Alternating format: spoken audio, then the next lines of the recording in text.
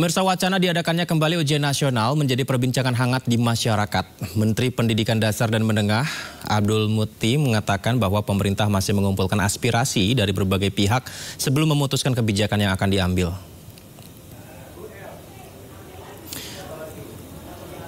Ya, pemirsa, Abdul Muti menyampaikan pemerintah belum mengambil keputusan final terkait penyelenggaraan kembali ujian nasional. Saat ini pihaknya sedang mendengarkan masukan dari masyarakat serta berbagai pemangku kepentingan pendidikan untuk mempertimbangkan langkah terbaik dalam menyusun kebijakan. Isu pengembalian ujian nasional menuai pro dan kontra di kalangan masyarakat. Beberapa pihak menilai ujian nasional dapat menjadi tolak ukur standar pendidikan.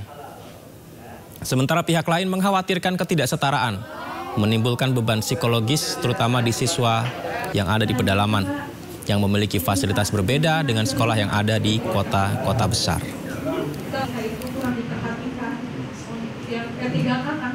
Sekarang saya masih dalam posisi meminta masukan dari masyarakat terkait dengan beberapa kebijakan kementerian yang sekarang ini menjadi polemik.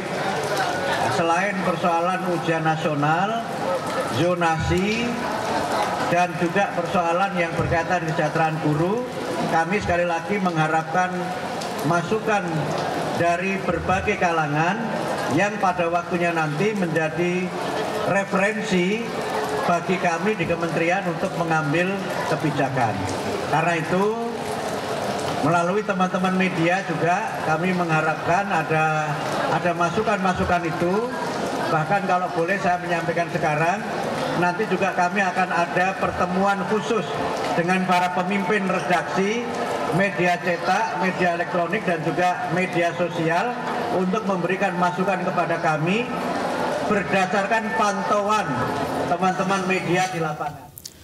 Namun survei terbaru Federasi Serikat Guru Indonesia atau FSGI menyebut mayoritas guru setuju UN dihapus dan PPDB zonasi dipertahankan. Dari survei diketahui ada 87,6% responden setuju UN dihapus, sisanya setuju UN digelar. Kemudian terkait zonasi, 72,3% responden setuju PPDB sistem zonasi dipertahankan dan sisanya setuju zonasi dihapuskan.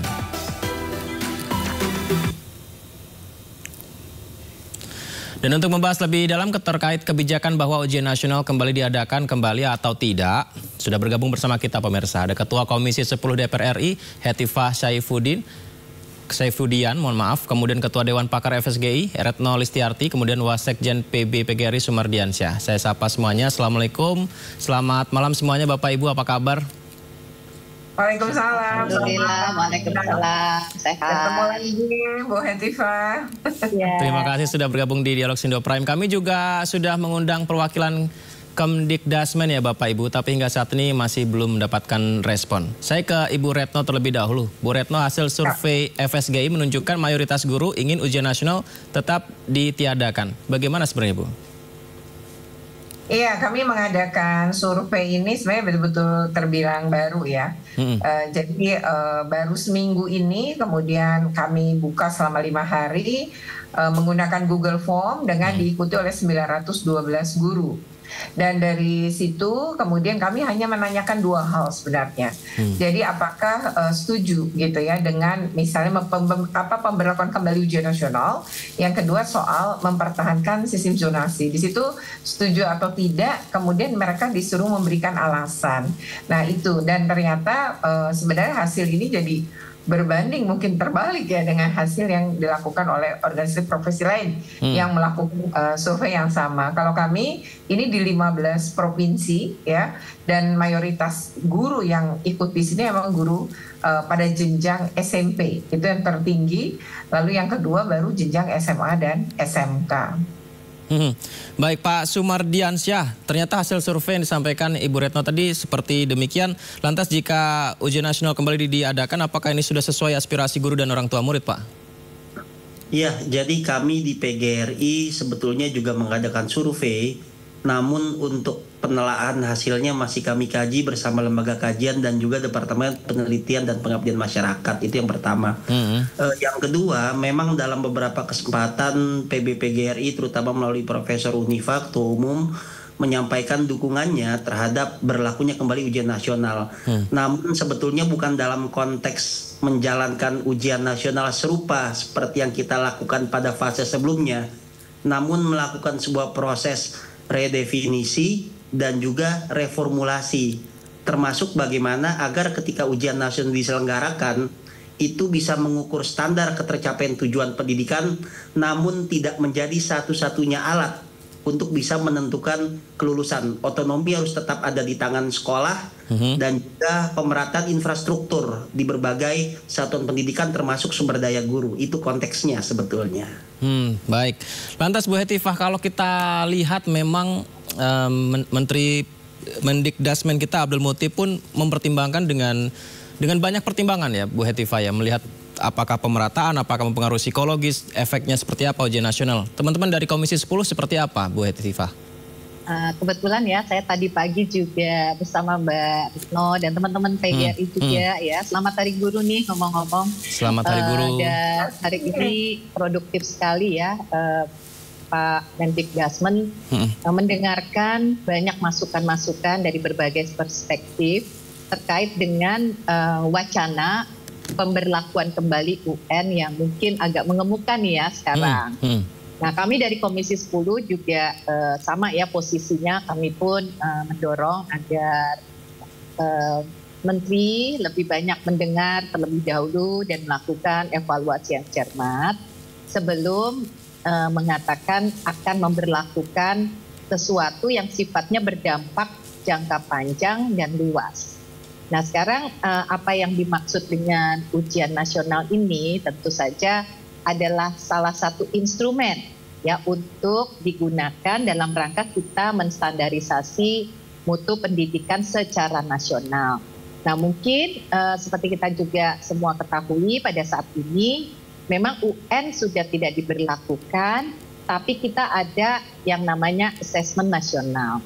Nah, sebetulnya asesmen nasional ini tidak persis sama dengan UN, gitu ya, karena AN ini mengutamakan pemetaan mutu pendidikan, tetapi kalau UN ini kan diberlakukan kepada semua peserta didik ya, jadi lebih untuk mengukur hasil belajar individu dari setiap peserta didik. Nah, jadi kita juga harus ingat gitu ya, dulu kan UN ini sudah mengalami berbagai perubahan juga ya Mbak Retno ya.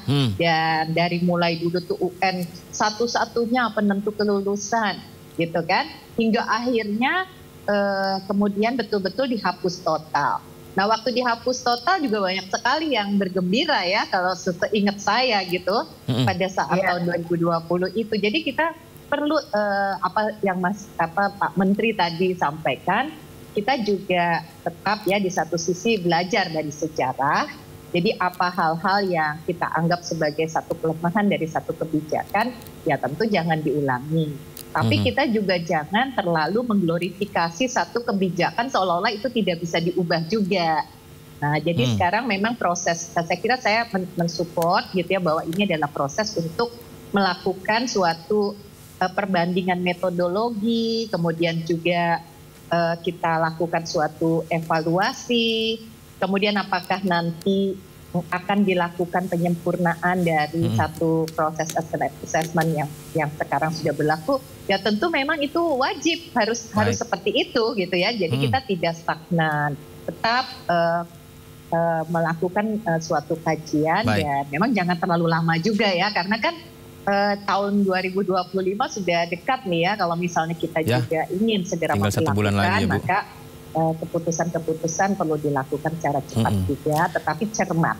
Baik, Bu Retno, kalau ujian nasional diselenggarakan kembali, sebenarnya apa sih pertimbangan yang harus benar-benar diperhatikan, dan apa sih hal negatif yang akan berdampak ketika ujian nasional diberlakukan kembali? Karena kan ini tahun-tahun sebelumnya kan juga sebelum kurikulum yang sekarang ya, ini sudah diselenggarakan ujian nasional. Iya, pertama saya sepakat dengan Bu Hetifah bahwa perlu ada kajian, perlu ada mendengarkan pendapat banyak pihak gitu ya. Jangan kemudian terburu-buru mengubah gitu atau terburu-buru melakukan, tapi nanti malah berdampak buruk karena akhirnya yang menjadi korban itu selalu guru dan para peserta didik. Yang kedua, sebenarnya kalau mau melakukan terkait dengan ujian nasional, itu sebenarnya kalau kita berbicara keputusan Mahkamah Agung terakhir ya terkait dengan citizen lawsuit, itu sebenarnya Mahkamah Agung juga tidak melarang gitu ada ujian nasional, tetapi untuk dilakukan sebenarnya prinsipnya moratorium. Moratorium itu di situ tuh Mahkamah Agung memerintahkan, karena citizen lawsuit atau ujian nasional itu dimenangkan oleh penggugat, jadi tergugat kan pemerintah kalah gitu di tingkatan 3 tingkatan pengadilan sampai kasasi. Nah, di dalam pengaturan itu kan sebenarnya disebutkan begini. Jadi MA itu memerintahkan kepada pemerintah untuk melakukan serangkaian perubahan. Di antaranya adalah peningkatan kualitas guru secara merata, kemudian sarana prasarana untuk pembelajaran juga secara merata. Ketiga adalah informasi. Jadi informasi terkait apapun itu harus rata di seluruh Indonesia juga. Kemudian yang ketiga adalah jika nanti kebijakan ini ada dampak, maka pemerintah harus bertanggung jawab, misalnya dampak psikologis pada anak-anak, itu harus membantu terkait dengan pemulihan. Dan yang keempat yang terakhir sebenarnya di situ ada perintah untuk mengevaluasi juga sistem pendidikan, jadi mengkaji kembali sistem pendidikan. Jadi itu keputusan yang ada menurut saya. Tadi si Pak Menteri ya di dalam pertemuan di Hotel Pullman ini dia mengatakan bahwa mau patuh pada peraturan perundangan. Kalau patuh berarti pakai undang-undang Sidiknas ya. Nah, dalam undang-undang Sidiknas itu sebenarnya yang dilakukan tadi Bu Eva bilang pemetaan misalnya di ANBK kan sudah dilakukan. Tapi kalau terkait dengan siapa yang kemudian menilai murid, memang di dalam Undang-Undang Sidiknas itu pasal 5 masih disebutkan bahwa itu adalah hak prerogatifnya guru.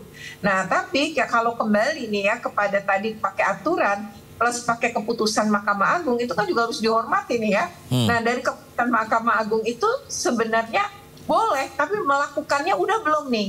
Nah, dan itu tidak bisa dilakukan secara paralel, tapi harus dilakukan dulu baru dilaksanakan. Itu baru ada standarnya. Jadi semua distandarkan dulu. Dan sebenarnya kalau kita tadi menyinggung PPDB, nah PPDB itu adalah upaya menstandarkan tadi. Jadi ini adalah bagian dari melaksanakan perintah Mahkamah Agung juga sebenarnya itu dalam keputusan itu. Jadi ini menstandarkan sekolah-sekolah itu sama, sekolah-sekolah negeri milik pemerintah itu ya sama, nggak ada lagi sekolah favorit, nggak ada, itu semua berkualitas sama. Nah, bisa itu kemudian distandarkan. Jadi kalau itu memang sudah oke nih, apalagi misalnya sudah di standar badan akreditasi juga melakukan standar, misalnya A ya, akreditasinya A, silahkan untuk yang akreditasi A, kemudian dengan standar sama boleh melakukan, nggak apa-apa juga menurut kami gitu. Tapi berkaitan dengan soal dan lain-lain itu jangan sampai kita mengulang catatan-catatan buruk di masa lalu. Saya sepakat dengan Mbak Hetika. Jadi kalau itu bagus, silakan aja dipertahankan, tetapi kalau enggak kan kita harus jujur mengevaluasi juga. Nah, lalu kemudian kekurangannya di mana? Kan jangan kemudian mengganti habis-habisan. Tapi bisa saja kan dikaji, dievaluasi, diperbaiki, baru nanti sampai baru dapat formulasi yang tepat gitu. Jadi kalau tiba-tiba ya baru ada pemerintahan baru terus tiba-tiba mengubah ini, mengubah itu, saya rasa sesuatu yang diubah secara cepat itu merugikan semua kok. Yang paling kasihan adalah pendidik atau guru dengan peserta didik. Baik, Pak Sumardiansyah, apakah menilai hasil belajar siswa satu-satunya melalui ujian nasional, Pak Sumardiansyah? Jawabannya ditahan dulu, Pak. Kita jeda terlebih dahulu, Bapak Ibu sekalian. Setelah jeda, Sindo Prime akan segera kembali, pemirsa. Tetap bersama kami.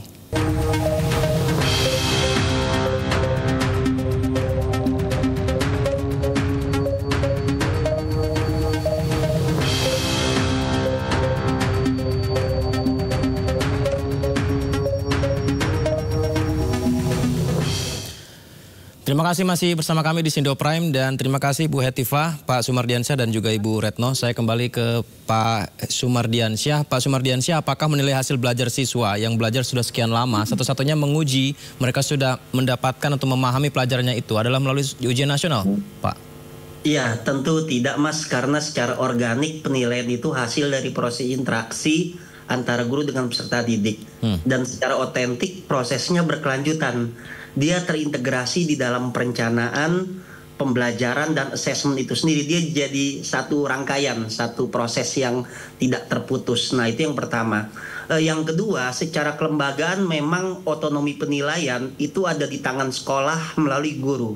Namun kita memahami mengapa sampai muncul wacana menghidupkan kembali ujian nasional, tentu berangkat dari realitas, dari keprihatinan bahwasanya kita melihat pembelajaran oleh guru, penilaian oleh persekolahan termasuk ketika penentuan kenaikan kelas itu belum berjalan sebagaimana mestinya.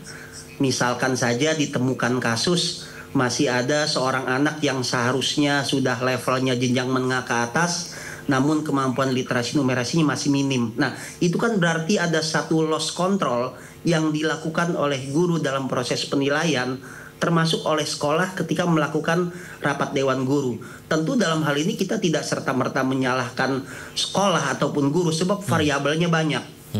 Dan infrastruktur, perubahan kurikulum yang selalu cepat terjadi, kemudian minimnya dukungan dari birokrasi, pelatihan guru juga yang belum merata. Nah, ini juga berakibat rendahnya kualitas pembelajaran yang implikasinya nanti terhadap hasil asesmen penilaian. Nah, pada titik ini pemerintah merasa perlu mengintervensi untuk melakukan semacam checks and balance, triangulasi data.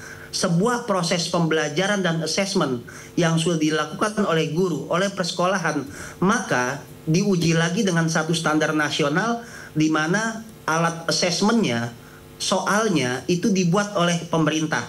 Nah, ini juga soal pemerintah, kita juga memberikan masukan, ada baiknya jangan jeruk makan jeruk, tapi sebuah lembaga independen yang justru melakukan proses monitoring, supervisi, evaluasi terhadap jalannya assessment ataupun ujian untuk mencapai standar. Apapun itu, hari ini kita punya assessment nasional ANBK, sebelumnya kita punya ujian nasional, tapi rasanya perlu ada satu tes terukur yang bersifat sentralisasi dan itu mengacu kepada standar-standar yang ada.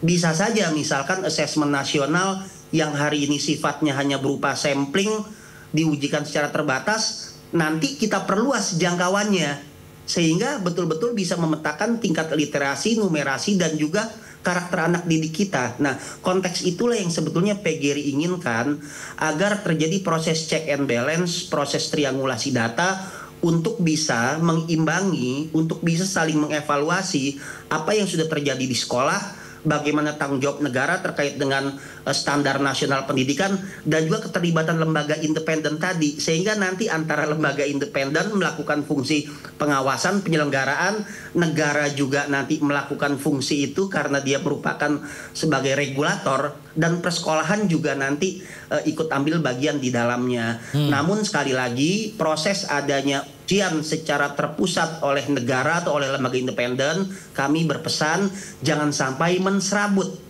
otonomi, kewenangan guru, kewenangan sekolah dalam memberikan satu kriteria penilaian terhadap peserta didiknya. Itu sebetulnya yang menjadi bagian paling prinsipil. Baik, Bu Hetifah, rumit juga ya kalau kita dengar apa disampaikan Pak Sumardiansyah, benar juga. Tapi yang Bu Retno sampaikan juga benar juga. Jadi ujian nasional perlu nggak ya buat siswa kita, Bu Hetifah? Kalau ya, tujuannya ya, kalau saya sebagai ini dari sisi public policy gitu ya, kita kan pengen membuat suatu kebijakan itu berbasiskan suatu data, gitu ya, suatu pemetaan gitu ya. Misalnya sekarang kita ingin kita nggak punya nih data gitu ya, secara nasional yang mencakup semua siswa gitu ya, dan karena asesmen nasional yang ada sekarang mungkin udah bisa menggambarkan mutu satuan pendidikan, tapi bagaimana masing-masing siswa gitu ya, dan itu dianggap penting ya, sebetulnya bukan tidak mungkin kan, kita namanya data itu selalu bermanfaat. Tapi jangan sampai uang ratusan miliar ya, karena sekarang pun untuk membuat suatu sistem, apalagi kalau zaman dulu ya, UN dilakukannya tuh waktunya sama, soalnya sama. Kemudian juga tidak secara online kan ya, harus ada distribusi ke berbagai tempat, harus ada pengawas yang jumlahnya beratus-ratus ribu dan sebagainya. Itu jelas akan juga menambah anggaran karena kita tetap lakukan asesmen nasional, tambah lagi kita melakukan ujian nasional. Nah, selama itu memang bisa dipertanggungjawabkan gitu ya, bahwa ini data memang penting dan untuk digunakan sebagai apa. Nah, ini kan yang penting seperti itu, bukan kita membuat ujian nasional dengan alasan-alasan misalnya, oh anak-anak kalau tidak dikasih ujian nggak ada motivasi nih, jadi harus ditakut-takuti, namanya juga ujian gitu ya. Atau kita pakai aja istilah lain kalau memang kita ingin mendapatkan peta atau data, sementara yang namanya penilaian tetap dilakukan, tadi kan oleh Pak Sumardiansa ditekankan ya, sekarang sekolah punya otonomi. Nah, supaya sama standarnya, mungkin disitulah peran pemerintah pusat, mungkin melakukan pelatihan-pelatihan kepada sekolah-sekolah yang akan membuat penilaian terhadap hasil belajar siswa supaya caranya sama.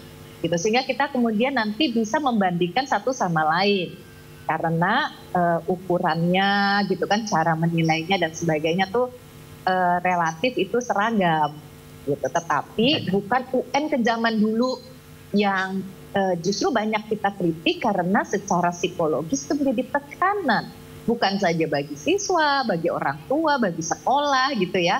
Dan mengembalikan semacam kayak sentralisasi bahwa yang bisa menilai itu seolah-olah hanya pemerintah pusat saja gitu ya, secara terpusat gitu sih. Jadi harus ada inovasi atau terobosan sehingga data pemetaan itu kita dapat, tapi juga tidak membuat anak tertekan secara psikologis, ya kan? Dan data yang didapat itu memberikan sesuatu yang penting untuk pembuatan kebijakan ya bagi pemerintah. Baik, menarik sekali Bu Hetifah, terima kasih banyak. Juga terima kasih Pak Sumardiansyah dan Ibu Retno. Kalau bicara soal guru memang saya sendiri pun selalu rindu dengan guru-guru ketika saya sekolah dulu. Semoga saja guru di Indonesia semuanya semakin sejahtera dan pendidikan kita semakin baik. Terima kasih semuanya. Assalamualaikum, selamat malam. Ya, selamat malam Bu Hetifah, Bu Retno, terima kasih. Salam buat Bu Unifah ya, Pak Sumardiansyah.